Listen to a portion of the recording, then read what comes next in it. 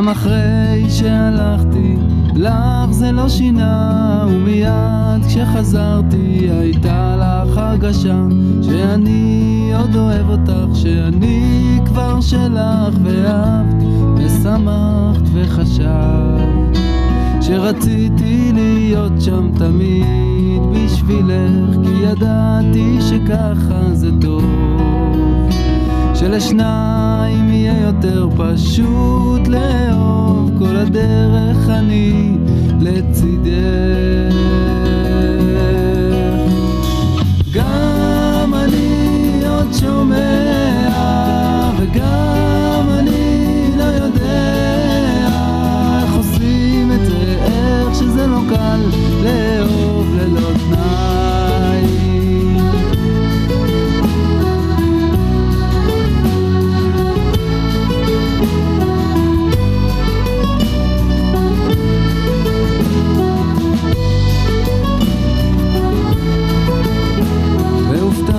כשבא השינוי הגדול והבטחנו תמיד לדבר, וראינו אחרי שבועות וימים שלא קל לעמוד מול הרגל.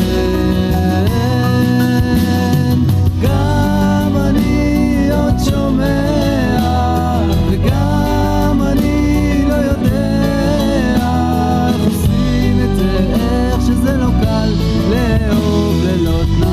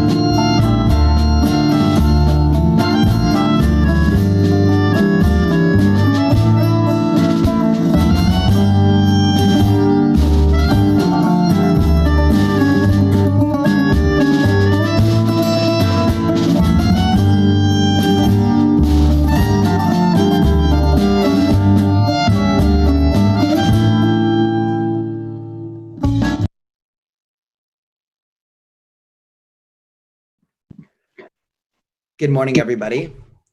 Hope you're having a restful Shabbat. So we were talking this past week in our Musar group about the idea of gratitude. And in Hebrew, the term for gratitude is hakarat hatov, which literally means recognizing the good. And I think within Judaism, gratitude is exactly that. It's not sort of tricking ourselves into thinking that everything is perfect or imagining that, every single thing in the world is great, but it's specifically being able to recognize those few things in the world or those many things in the world that are actually good. And that's exactly how we start off the morning service with Moda Ani. We're being thankful, we're thanking God for just returning our souls to us in the morning. One more day in the world to make a change, to be with those we love, and to really just start our day off on this foot of gratitude, just being thankful for what we have. So please turn to page 186 for Moda Ani.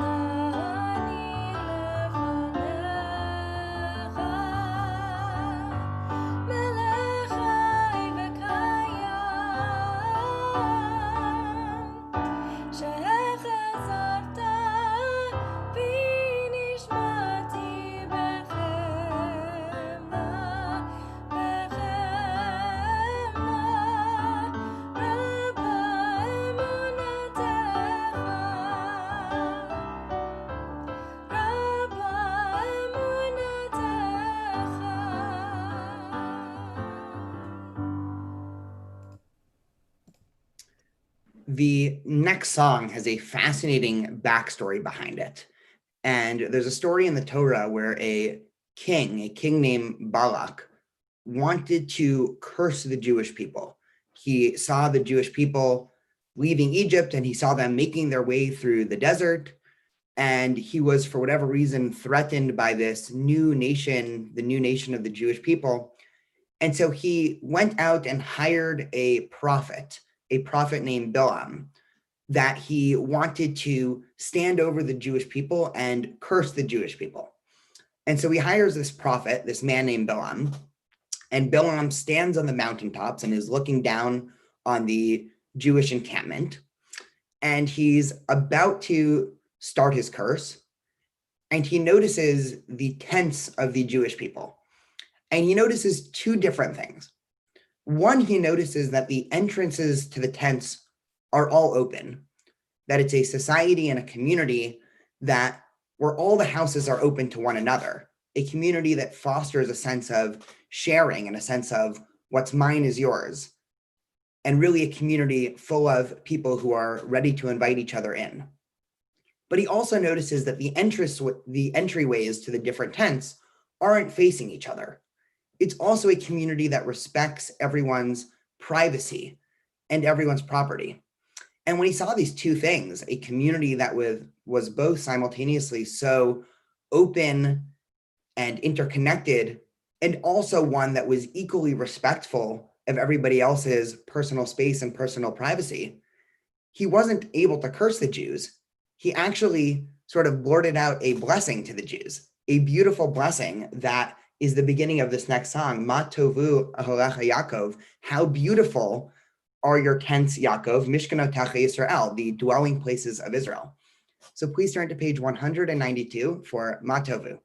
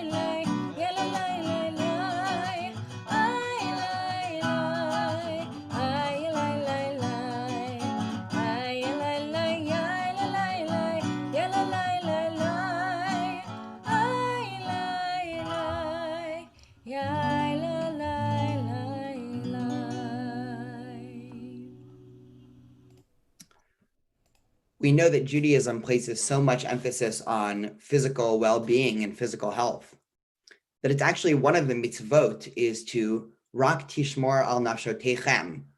Just, the Torah implores us, take care of your bodies and your souls. And in Judaism, taking care of one's physical health, whatever that means and entails, is actually a religious act.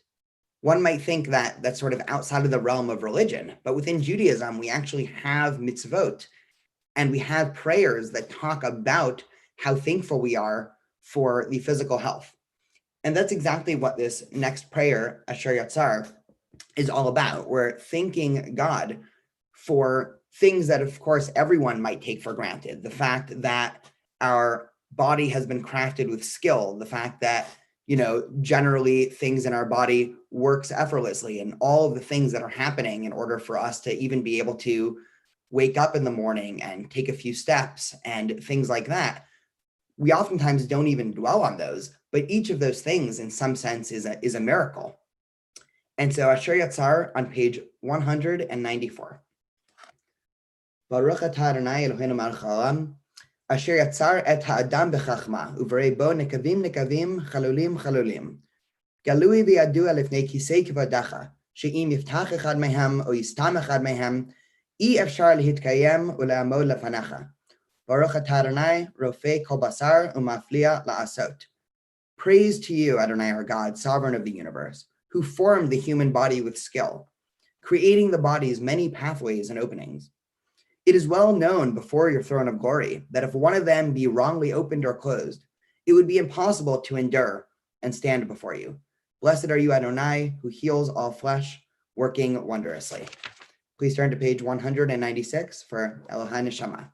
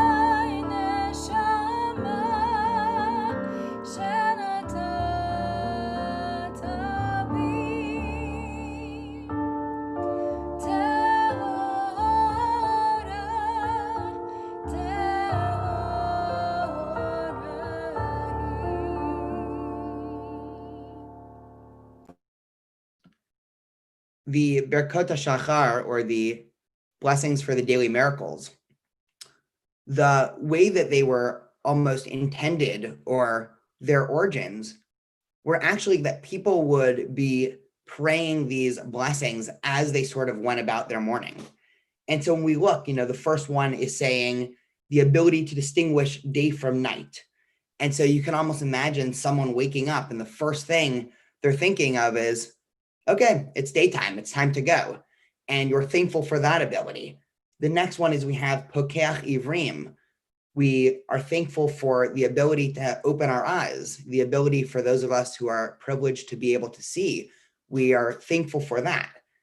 And sort of the way that Birkot HaShachar were intended were almost as people go throughout their day, anytime there's anything that people might take for granted, they make a blessing. Now, Jewish tradition sort of codified this, and we decided that we will actually come together as a community and say these at the beginning of every Shacharit service. But there was actually an interesting custom that some pious Jews came up with that said that people should strive to say 100 blessings a day. And there was this movement where you had all of these people attempting to go about their day and find 100 things to say blessings about, which I did some quick math in my head, and that's about a blessing every 9 or 10 minutes. And I'm just imagining if I were to go throughout my day and every 10 minutes I had to sort of look around and find something else to be thankful for. One can imagine how that would radically change their disposition in the world and just their view of everything. If every 10 minutes it's like, okay, well, what am I thankful of for the last 10 minutes? Or what in this next 10 minutes is there that I could be thankful for? And so very much in this spirit, the daily blessings are, again, we're being thankful for things that are so easy to take for granted. But really, when we take a few seconds and actually dwell on it, we realize how miraculous each and every one of these things are. So please turn to page 198 for the blessings for the daily miracles. Baruch atah Adonai Eloheinu melech haolam, who has given the mind the ability to distinguish day from night. Baruch atah Adonai Eloheinu melech haolam, who opens the eyes of the blind. Baruch atah Adonai Eloheinu melech haolam, who frees the captive. Baruch atah Adonai Eloheinu melech haolam, who lifts up the fallen.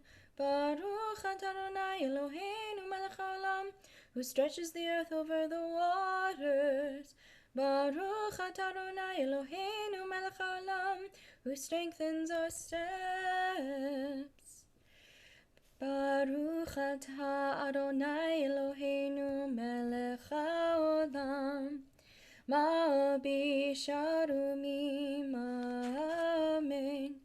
Baruch atah Adonai Eloheinu melech haolam, hanoten laya'ef koach, amen. Baruch atah Adonai Eloheinu melech haolam, hama'avir sheina me'enai utnuma me'afapai. Baruch atah Adonai Eloheinu melech haolam, she'asani b'tzelem Elohim, amen. Baruch atah Adonai Eloheinu melech haolam, she'asani bat chorin, amen. Baruch atah Adonai Eloheinu melech haolam, she'asani Yisrael, amen. Baruch atah Adonai Eloheinu melech haolam, ozer Yisrael bigvura, amen. Baruch atah Adonai Eloheinu melech haolam, oter Yisrael betifara, amen.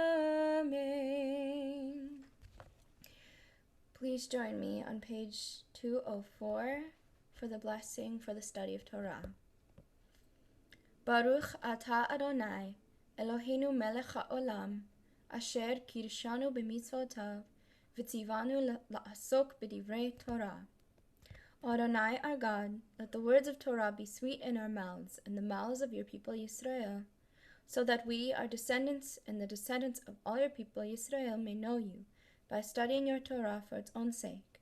Blessed are you, Adonai, who teaches Torah to your people Yisrael. Baruch atah Adonai, hamelamed Torah le'amo Yisrael.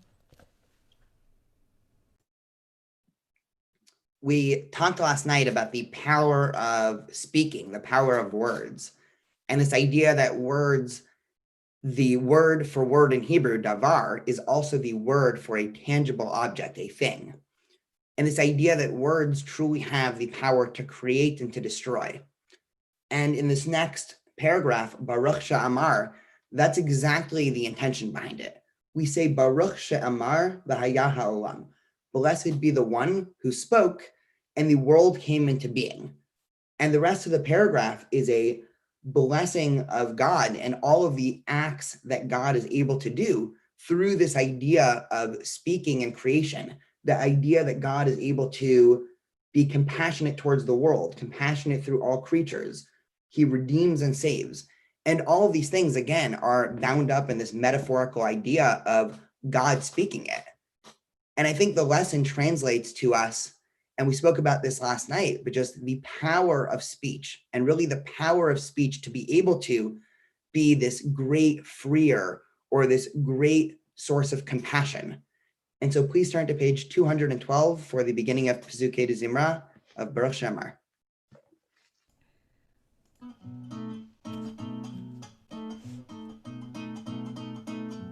Baruch Shamar v'hayalam, Baruch Hu, Baruch Shemo, Baruch Oseh Bereshit, Baruch Omer ve'oseh, Baruch Gozer u'mekayem, Baruch merachem al haaretz, Baruch merachem al habriot, Baruch meshalem sachar tov lireav, Baruch chai la'ad v'kayam lanetzach, Baruch podeh u'matzil, Baruch Hu, Baruch Shemo.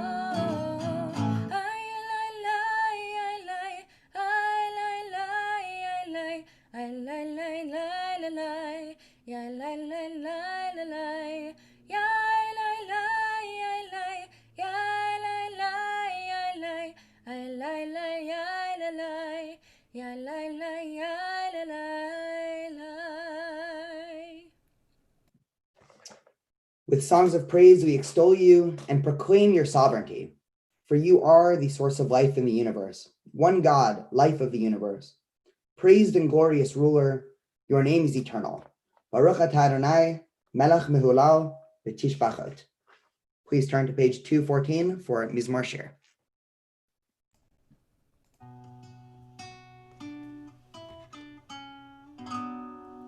Mizmor Shir leyom HaShabbat, Mizmor Shir leyom HaShabbat, Mizmor Shir leyom HaShabbat, alay alay alay alay alay,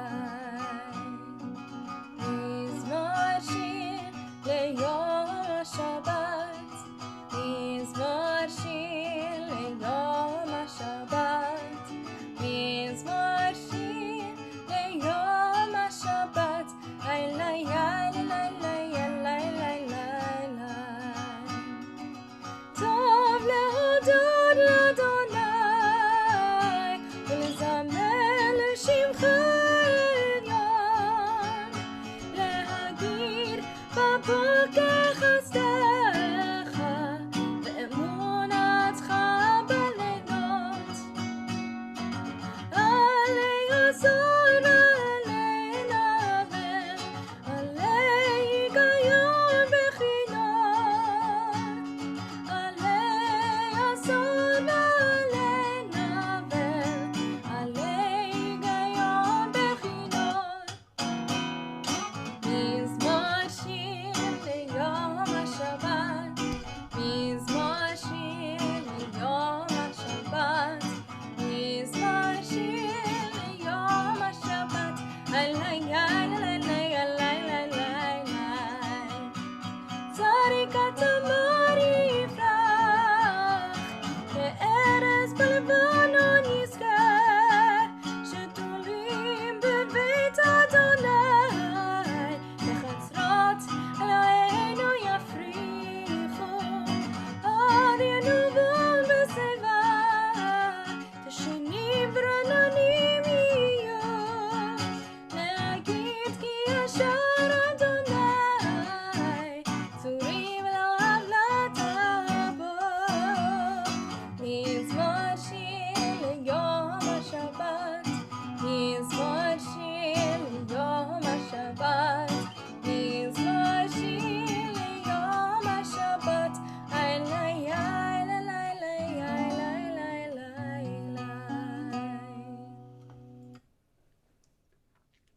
The next poem, Ashrei, traditionally ascribed to King David, has a fascinating story behind it.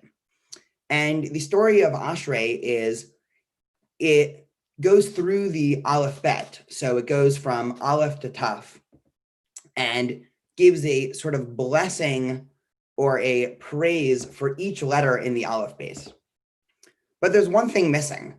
If you actually notice, the letter Nun, which is usually between the letters M and Samech, actually isn't there. It skips a full letter. And the Talmud's confused by that. The Talmud asks, why would King David skip a full letter of the Aleph Bet when he was crafting this song of praise? And what the Talmud says is, well, Nun can stand for the word nafal, the word for falling, but really it means failure. And the point of Ashrei is this joyous song of praise, the song of happiness. And that King David was so afraid that when people got to this letter Nun, they would, instead of focusing on joy and praise, they would focus on failure, that he actually cut out a full letter from the alphabet. And it goes one step even further, because if you notice the next stanza after where Nun should be, so Nun should be right before Samech, there's actually the entire stanza there is to combat this idea of failure, where it says, Somech Adonai lechol hanoflim, that God helps all those who have fallen. And so we see just the genius and even sensitivity that went into the crafting of these prayers. And this idea that Ashrei is so central about being praiseworthy and being happy, that even if there was a chance that somebody might come to this letter Nun and think about this idea of nafal, this idea of failure, that they actually felt comfortable and they felt it to be reasonable to actually cut out a full letter from the alphabet. So please turn to page 215 for Ashrei.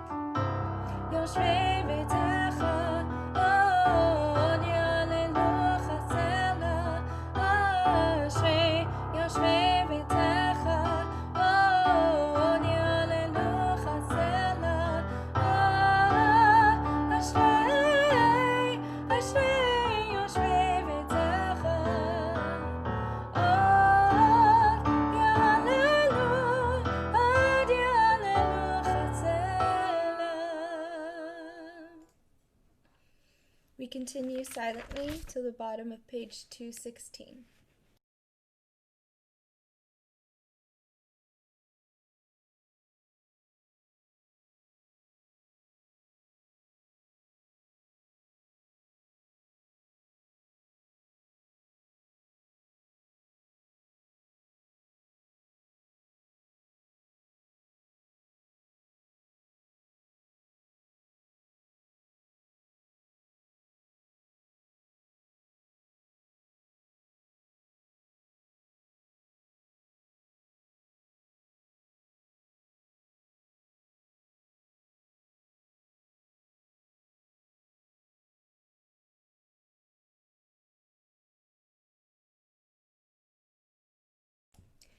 ואנחנו נברך מצווה עד עולם, Hallelujah.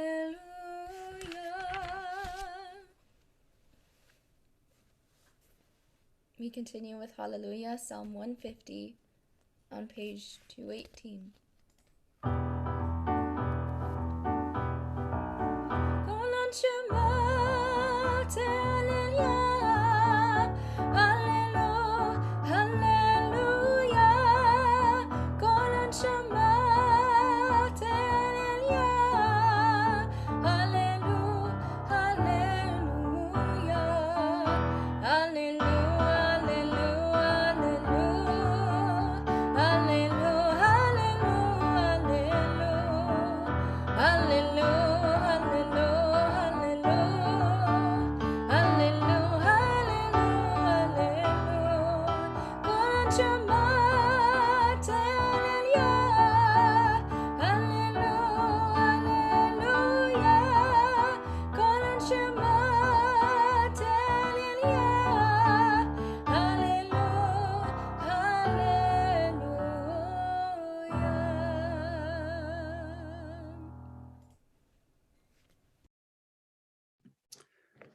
we say that even if our mouths were full of song as the sea, and we're describing the fact that even if we had unlimited time and unlimited resources, it would be impossible for us to fully express the praise that we have for God, for our lives, for each other.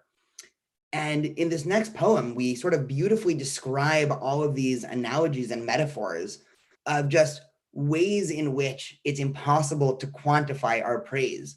We say that even if our lips were full of praise as the sky's expanse, and if our eyes were able to shine like the sun and moon, if our hands were spread out like heaven's eagles, if we were as fast and swift of deer, we still would never be able to adequately be thankful for what we have. Ilufinu on page 220.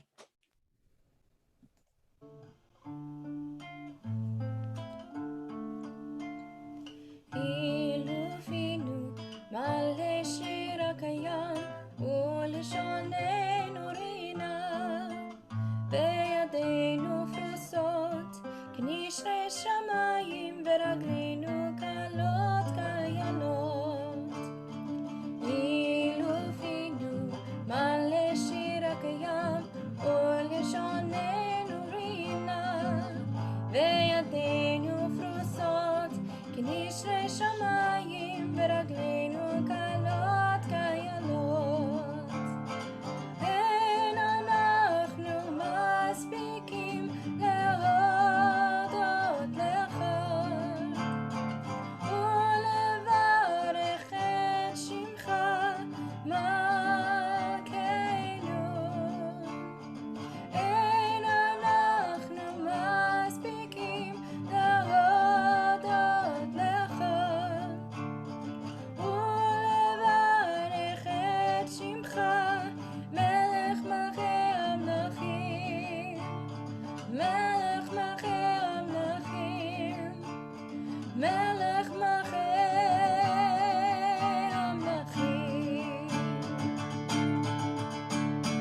אילופינו מלא שיר הקיים ולשוננו רינה בידינו פרוסות כנשרי שמיים ורגלינו קלות כיינות אילופינו מלא שיר הקיים ולשוננו רינה בידינו פרוסות כנשרי שמיים ורגלינו קלות כיינות.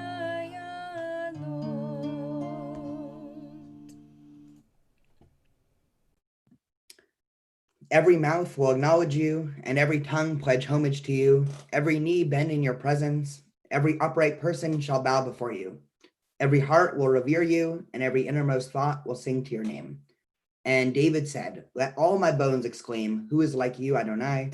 As David continued, bless Adonai, my soul, and let my inner peace praise your holy name. Page 222 for Shochenad. שוכן עד מרום וקדוש שמו וכתוב רננו צדיקים באדוני לישרים נבע תהילה בפי ישרים תתהלל ובדברי צדיקים תתברך ובלשון חסידים תתרומם ובקרב קדושים תתקדש ובמחלות ריבות עמך בית ישראל פנינה יתפאר שמך מלכנו בכל דור ודור ישתבח שמך לעד מלכנו האל המלך הגדול והקדוש בשמיים ובארץ כי לך נאה אדוני אלוהינו ואלוהי אבותינו ואמותינו שהוא שבחה הלב וזמרה עוז ממשלה נצח גדולה גבורה תהילה ותפארת קדושה ומלכות ברכות והודאות מעתה ועד עולם ברוך אתה אדוני אל מלך גדול בתשבחות אל ההודעות אדון הנפלאות הבוחר בשירי זמרה מלכי העולמים חצי קדש page 224 יתגדל ויתקדש שמי רבה. בעמד יברך חירותי וימליך מלכותי, בחייכון וביומכון ובחיי כל בית ישראל. בגלה ובזמן קריב, ואמרו אמן. יהי שמי רבה מבורך, לעולם עולם מהמיה. יתברך וישתבח, ויתפאר ויתרומם ויתנשא, ויתהדר ויתעלה ויתהלל, שמי לקודשה בריחו. לעילה מנקו בחטא ושירתה, תושבחתה ונחמתה, תמירן בעלמה, ואמרו אמן. We turn to page 226 for the beginning of Shacharit. Baruch Hu.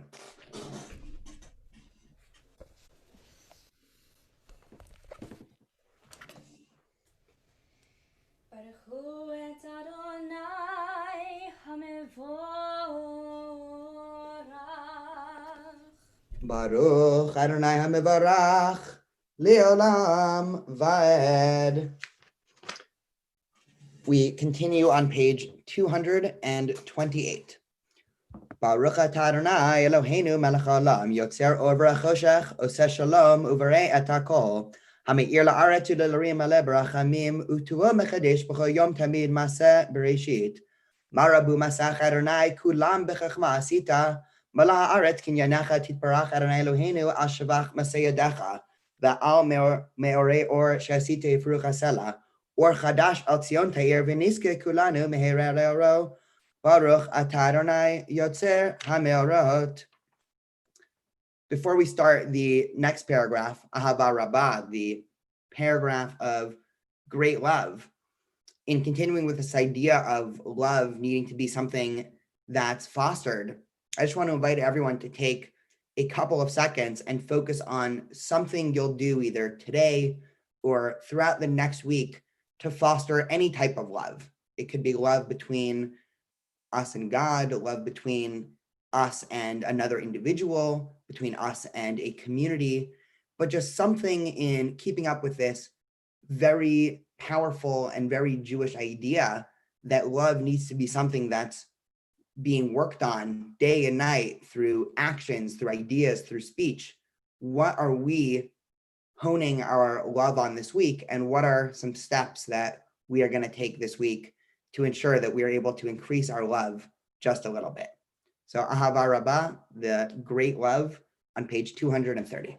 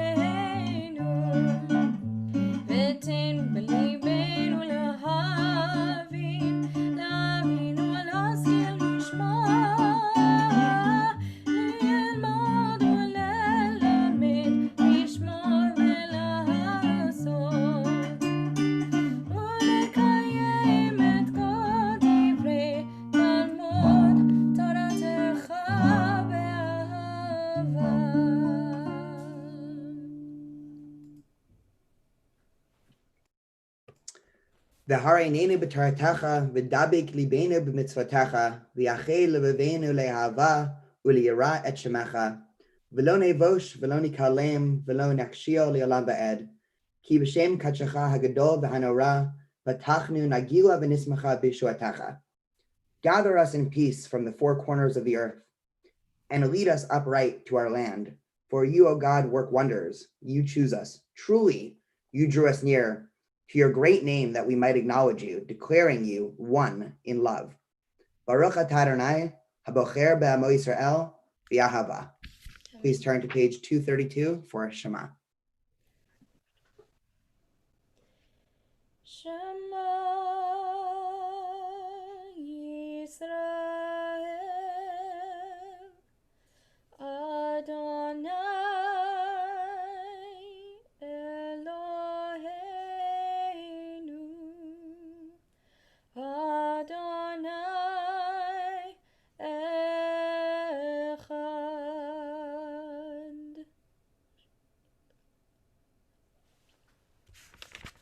We continue on page 234 with Ve'ahavta. Please join me. Ve'ahavta et Adonai Elohecha bechol levavcha ubechol nafshecha ubechol me'odecha ve'hayu hadvarim ha'ele asher anochi metzavecha hayom al levavecha v'shinantam levanecha v'dibarta bam בשבתך בביתך ובלכתך בדרך ובשוכבך ובקומך וקשרתם להות על ידך והיו לטוטפות בין עיניך וכתבתם על מזוזות ביתך ובשעריך. We continue in English in the middle of page 236. Adonai said to Moses as follows: Speak to the Israelite people and instruct them to make them for themselves fringes on the corners of their garments throughout the ages. Let them attach a cord of blue to the fringe at each corner. That shall be your fringe. Look at it and recall all the commandments of Adonai and observe them, so that you do not follow your heart and eyes in your lustful urge. למען תזכרו ועשיתם את כל מצוותיי והייתם קדושים לאלוהיכם. אני אדוני אלוהיכם, אשר הוצאתי אתכם מארץ מצרים, להיות לכם לאלוהים. אני אדוני אלוהיכם, אמת. Adonai Elohechem Emet.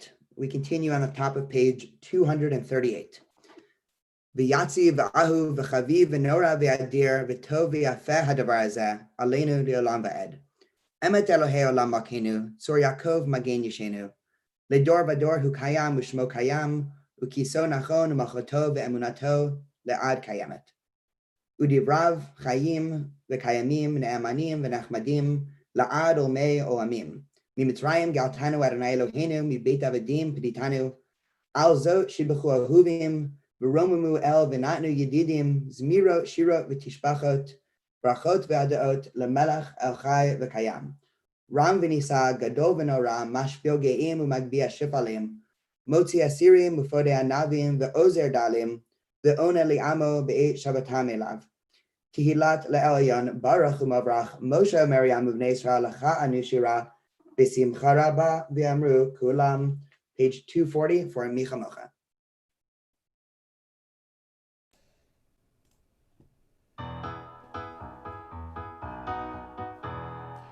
Micha mocha ba'alim Adonai, Micha mocha nehedar b'kodesh, Micha mocha ba'alim Adonai, Micha mocha nehedar b'kodesh. Nara tehilot aseh v'eleh, Nara tehilot aseh v'eleh. Shira chadasha, shimchu ge'olim leshimcha al sfat hayam. Shira chadasha, shimchu ge'olim leshimcha al sfat hayam. Yachad kulam vodu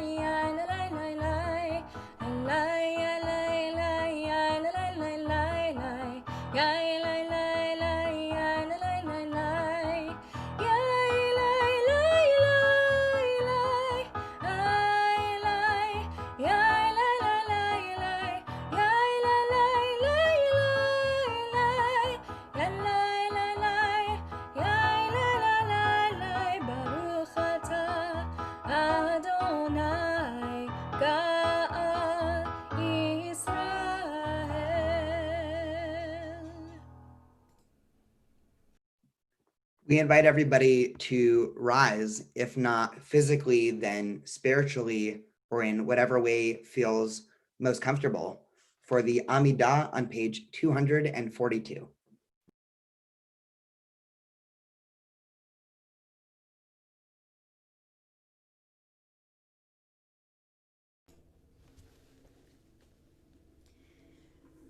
Adonai sefatai tiftach ufi yagi tehilatecha.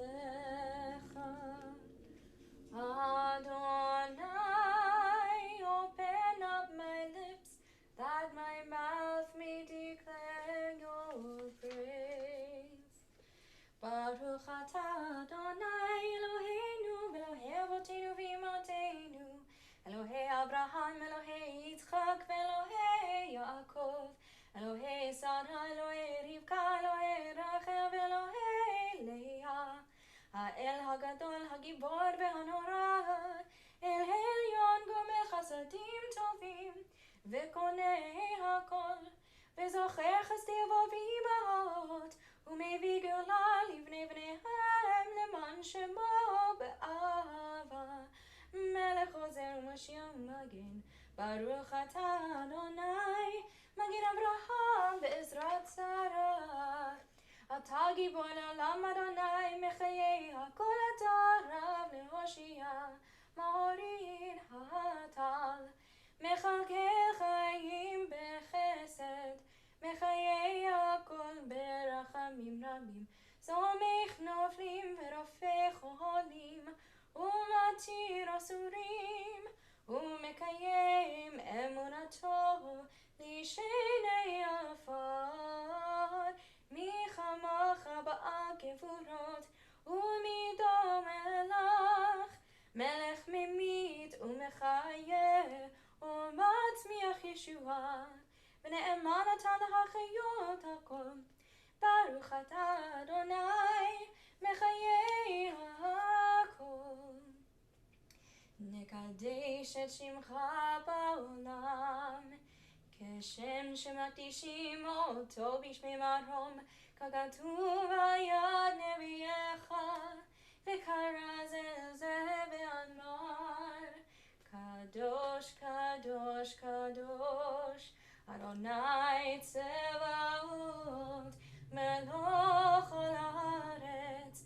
כבודו אדיר אדירנו אדוני אדוננו מאדיר שמך בכל הארץ ברוך כבוד אדוני ממקומו אחד הוא אלוהינו הוא אבינו הוא מלכנו הוא מושיענו והוא ישמיענו ברחמיו לעיני כל חי אני אדוני אלוהיכם ימלוך אדוני לעולם אלוהיך ציון לדור ודור הללויה לדור ודור נגיד גודך ולנצח נצחים קדושתך נקדיש ושבחך אלוהינו מפינו לא ימוש לעולם ועד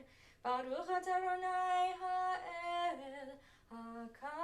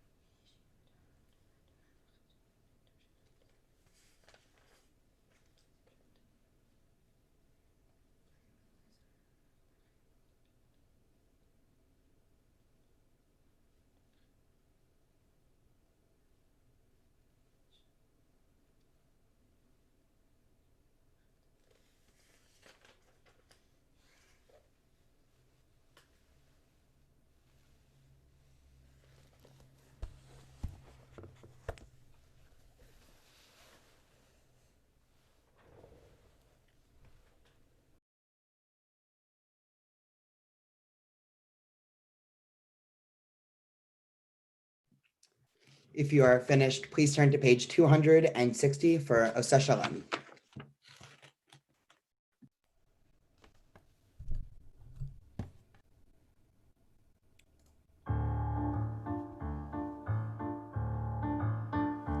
Oseh Shalom bimromav, Hu yaseh Shalom aleinu, ve'al kol Yisrael,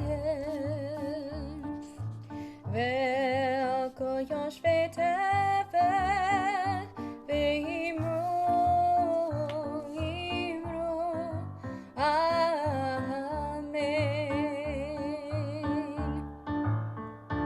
Oseh Shalom bimromav, Hu yaseh Shalom aleinu, ve'al kol Yisrael, ve'al kol yoshvei tevel, ve'imru,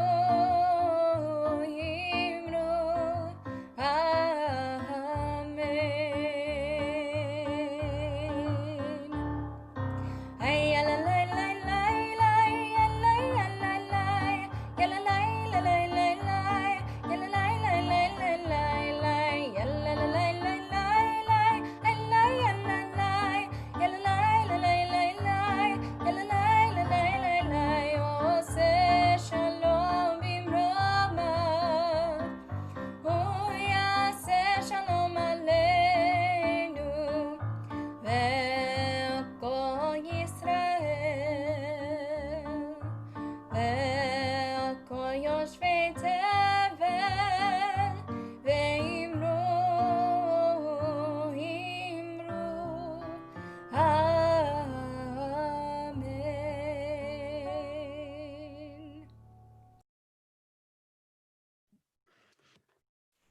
This is one of the few Shabbats a year that actually has a special name.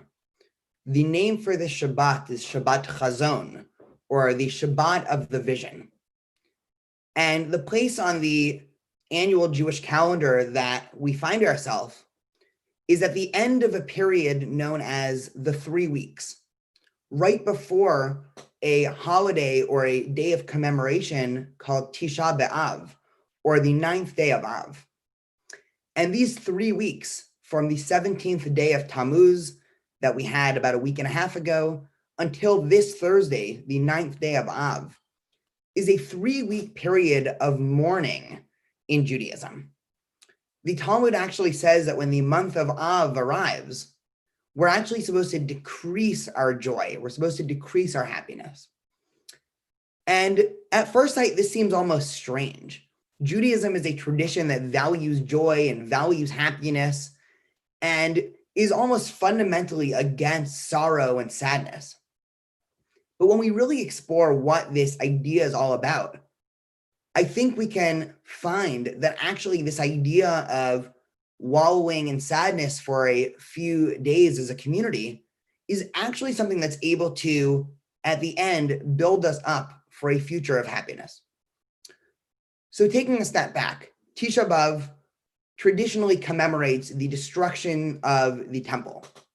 We had 2 temples in history in Jerusalem. The first one was destroyed by the Babylonians in the 6th century BCE, and the second one was destroyed by the Romans in 70 CE.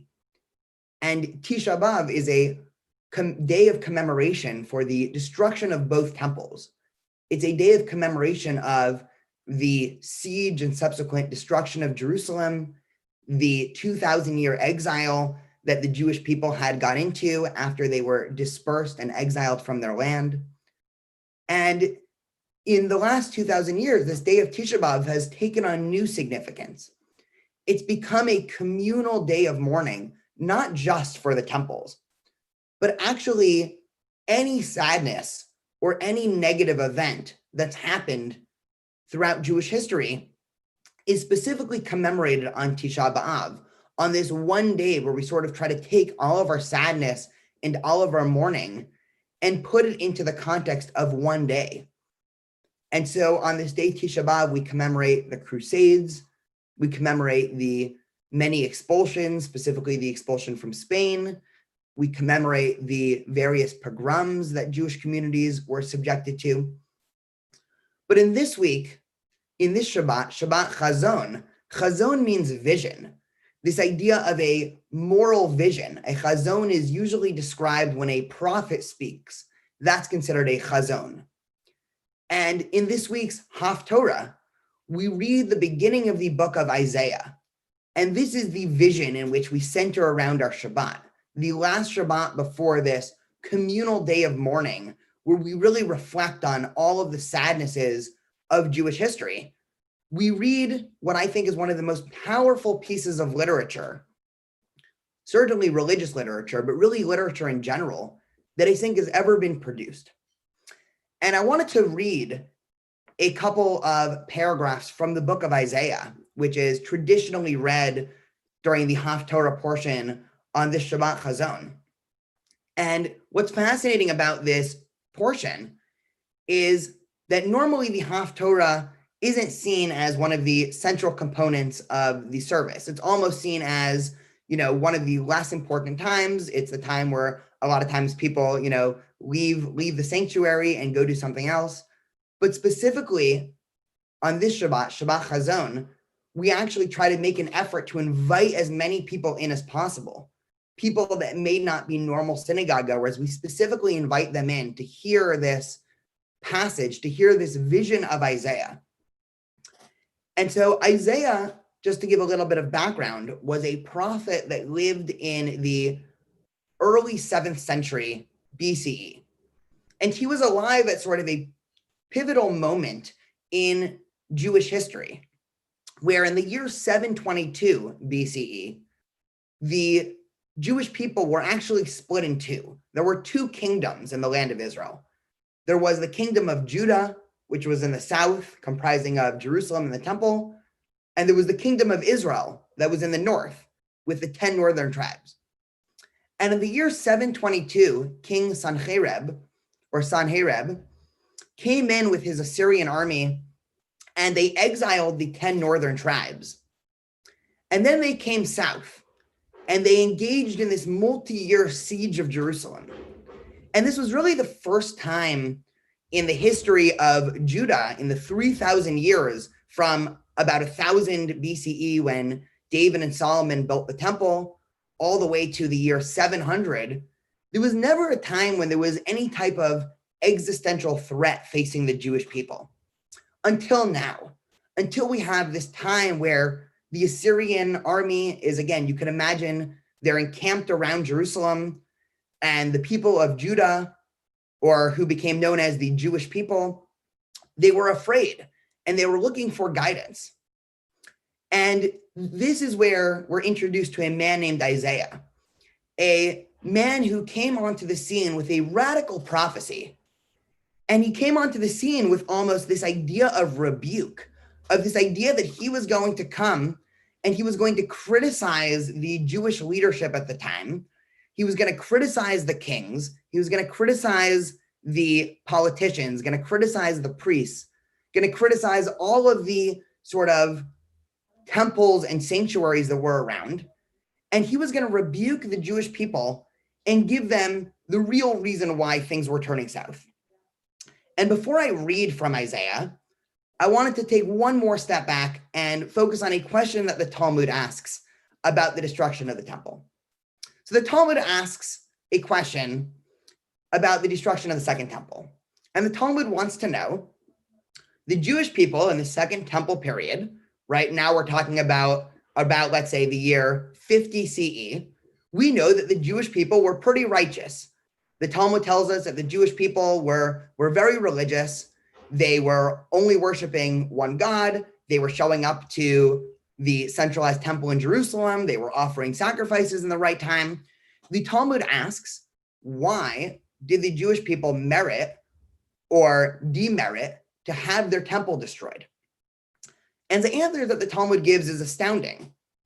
If you asked me why the second temple was destroyed, I might give you, well, the Roman Empire was just a lot stronger. Or maybe I would say, maybe, the Jewish people didn't prepare enough. or maybe, as we know, there was a lot of infighting. There were a lot of different sects of Jews going on in that first century. And there was too much infighting maybe to make a joint and collaborative effort against the Roman Empire. The Talmud doesn't go to any of those places. The Talmud says the reason why the temple was destroyed was because of sinat chinam, baseless hatred. This idea that people, for no reason or for no good reason, just disliked each other. It wasn't that they were doing anything necessarily wrong. It wasn't that they could pinpoint any one thing that they were doing, and this is wrong. It's just, it was a general aura of hatred that was circulating. And that is what the Talmud says is why the temple was destroyed. And this is a really powerful idea, this idea that the destruction of the temple was because of moral action or lack of moral action. This idea that the reason why the Jewish people had been exiled was because there was something missing in the morality or the ethics of the way that the Jewish community was centered when it was based in Jerusalem. And this is an idea that we see in the first chapter of Isaiah, the Haftorah for this week. This idea where Isaiah comes on and he discusses how the Jewish people entered this mindset where they were so focused on rituals and so focused on sort of the root service of what they imagined to be the correct service of God, that they forgot about what Isaiah describes as the true importance of religion, the idea of moral action, the idea of uplifting the downtrodden, the idea of paying attention and helping people who are less fortunate. And so I wanted to take 2 minutes and read an excerpt from the Haftorah today. And again, it's what I think is one of the most powerful pieces of literature in history. And it still, I think, challenges society worldwide today to focus on what is truly important. If we want to build a model society, if we want to imagine, whether literally or metaphorically, that one day in the future there will be a third temple. Again, it doesn't matter whether or not we're talking about a literal third temple or what we can imagine a metaphorical society that is all holy would look like. Isaiah gives us a prescription for what we need to find in his heavy rebuke of the Jewish people. So Isaiah says, "Hear, O heavens, and give ear, O earth. For the Lord has spoken. I have reared children and brought them up, and they have rebelled against me. An ox knows its owner. A donkey knows its master's crib. Israel does not know. My people takes no thought. Ah, sinful nation, people laden with iniquity, broad of evildoers, depraved children. They have forsaken the Lord, spurned the Holy One of Israel, turned their backs on him. Why do you seek further beatings, that you continue to offend? Every head is ailing, and every heart is sick. From head to foot, no spot is sound, all bruises and welts and festering sores, not pressed up, not bound up, not softened with oil. Your land is a waste, your cities burnt down before your eyes. The yield of your soil is consumed by strangers. A wasteland is overstrown by strangers. Fair Zion is left like a booth in a vineyard, like a hut in a cucumber field, like a city besieged. Had not the Lord God left us some survivors, we would have been like Sodom. We would have been like Gomorrah. Hear the words of the Lord, your chieftains of Sodom. Give ear to our God's instruction, you folk of Gomorrah." Listen to what he says next. He now turns to the hyper-ritualization of Judaism. And Isaiah, speaking on behalf of God, rejects this idea that the most important thing is the rituals, if people have forgotten the ideas and the ethics behind it. He turns, and you can imagine Isaiah standing in Jerusalem, almost standing on the steps of the temple, sort of shouting out to the priests who are running the day-to-day in the temple. And here's what he says. "What need have I of all your sacrifices, says the Lord? I am satiated with burnt offerings of rams and of fatlings and blood of bulls. I have no delight in lambs and goats. That you come to appear before me, who asked that of you? Trample my courts Come to my temple no more. Bringing oblations is futile. Incense is offensive to me. The new moons and the Shabbats, proclaiming of solemnities, assemblies with iniquity, I cannot abide. Your new moons and fixed seasons, your holidays, fill me with loathing. They have become a burden to me. I cannot endure them. And when you lift up your hands, I will turn my eyes away from you. Though you pray at length, I will not listen. Your hands are stained with crime. So what then does Isaiah say at the end of this chapter is the true purpose, the true need for Judaism? What is the sort of point of his rebuke? So he switches tunes and he says, wash yourself clean. Put your evil doings away from my sight. Cease to do evil. Learn to do good. Devote yourself to justice. Aid the wrong. Uphold the rights of the orphan. Defend the cause of the widow. Come, let us reach an understanding, says the Lord. Be your sins like crimson. They can now turn snow white. Be they red as dyed wool. They can become like a fleece. If then you agree and give heed, you will eat the good things of the earth. But if you refuse and disobey, you will be devoured by the sword, for it was the Lord who spoke. In this first chapter of Isaiah, Isaiah really attempts to highlight what the true purpose of religion, what the true purpose of Judaism is. An idea that sort of really encapsulates this idea of mourning and of Tisha B'Av. That in Judaism, our days of communal mourning and our days of communal sadness are not sadness for the sake of sadness. Judaism takes no value in having the community come together to mourn the destruction of the temple just for the sake of being sad.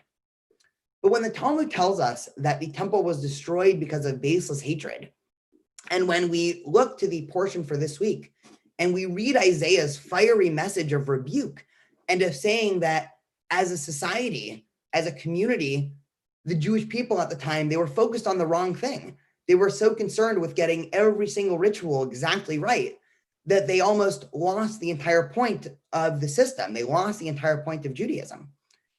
And in Judaism, that's really the idea of sadness and mourning, especially when we come to this day of Tisha B'Av. It's not mourning, again, for the sake of mourning. It's mourning so that we can look through our community and look at the flaws that are inevitably within every society and within each and every one of us, and focusing and thinking of, if we want this idea of a metaphorical messianic age or a third temple to be built, what do we need to do to fix the reasons why the last one was destroyed? And when we look at those reasons and when we see that there was a shortcoming of morality, that people were forgetting basic ethical virtues and behaviors, instead being distracted by rituals, which rituals have their time and they have their importance, but they're not the ikar, they're not the central point of Judaism.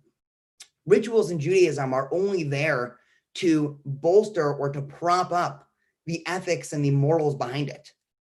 And when communities forget that, when societies forget these moral passions and these moral ideas that are behind the rituals and behind the day-to-day reasons why we congregate, that is not a society that's built for success.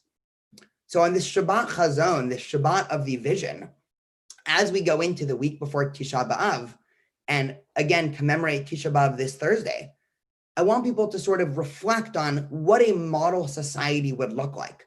Why was the temple destroyed? Because of this idea of senseless hatred. What does sort of a fostering of hatred for one another, of forgetting basic moral values, what does that do to a society? And what does that tell us as a community, as people who are constantly engaged in the idea of tikkun olam, the idea of trying to fix the world, to learn from the shortcomings of previous generations, and of course our own, and to take the aura of sadness and mourning and use that to put us forward for radical moral change. In switching gears a little bit, I wanted to, before we say the Mishuberach on page 371, again, with keeping up with this idea of moral vision and ethics, just taking a moment and reflecting first on all the brave people that are really putting these values into action. And whether we're talking about essential workers or healthcare workers or anyone else who's really been out at the front lines for the past almost 5 months, really risking themselves on behalf of the community.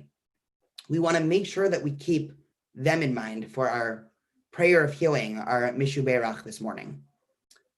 I want to recognize anyone else who's dealing with any type of illness, be it again, physical, be it emotional, mental, spiritual, any other type of addiction, or really anyone else who's in need of any type of healing this Shabbat. So again, with keeping this idea in mind, this idea of how we build a just and moral society, I think it really starts with healing, whether that's healing on an individual level or healing on a communal level. So please turn to page 371 for Mishu Berach.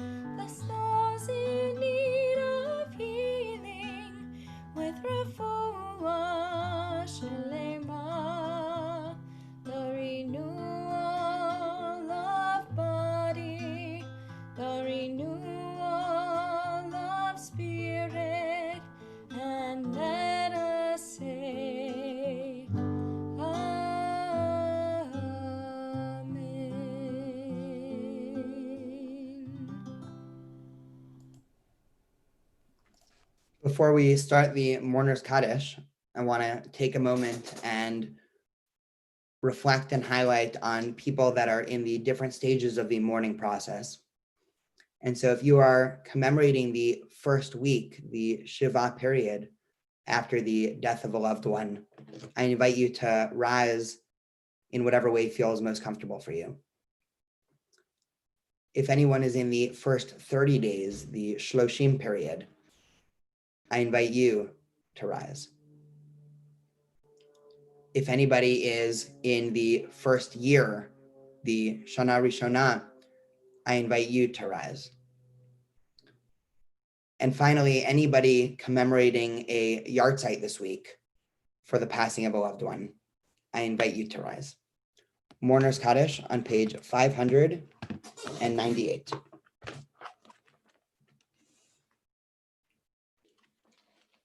Yitkada v'yitkadash shemei rabba, b'yamadi barak kirtei, v'yamlich malkutei, v'chayechon uvyomechon uv'chayei d'chol beit Yisrael, ba'agala uvizman kariv v'yimru amen. Kehei shmei rabba mevarach leolam omei omayaha, yitbarach v'yishtabach v'yitpa'ar v'yitramam v'yitnaseh, v'yithadar v'yitalei v'yitalal, shmei d'kedusha b'richu, le'elam min kol berchata v'shirata, tush b'chata v'nechamata, daminan v'alma v'yimru amen.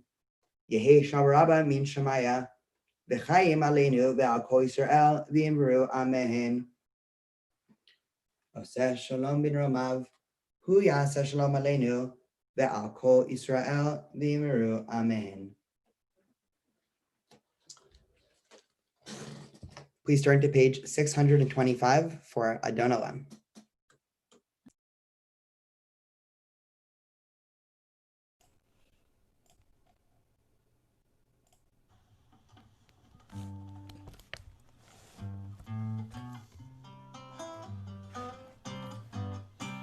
Adon Olam Hashem Malach B'terem kol Yetzir Nivra Le'ed Nasa B'chepto Kol Azai Melech Shemo Nikra Azai Melech Shemo Nikra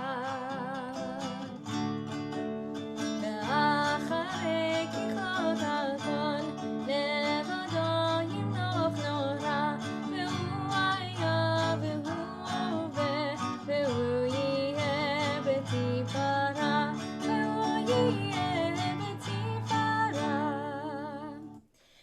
Ve'hu echad ve'en sheni Lehamshir lo leachbira Beli reishit beli tachlit Velo ha'oz ve'hamisra Velo ha'oz ve'hamisra Ve'hu eli v'chai goli V'tzur chevli beitzara Ve'hu nisi umanos li Menat kozi b'yom ekra Menat kozi b'yom ekra Beyado afkid ruchi Be'et ishan ve'ayira V'im ruchi geviati Adonai li ve'lo ira Adonai li ve'lo ira. Shabbat Shalom, everybody. Thank you so Shabbat much for Shalom. joining us. It's been wonderful working with you, Rabbi Daniel, and I'm Yeah, it's been looking forward great. to when I can lead with you again.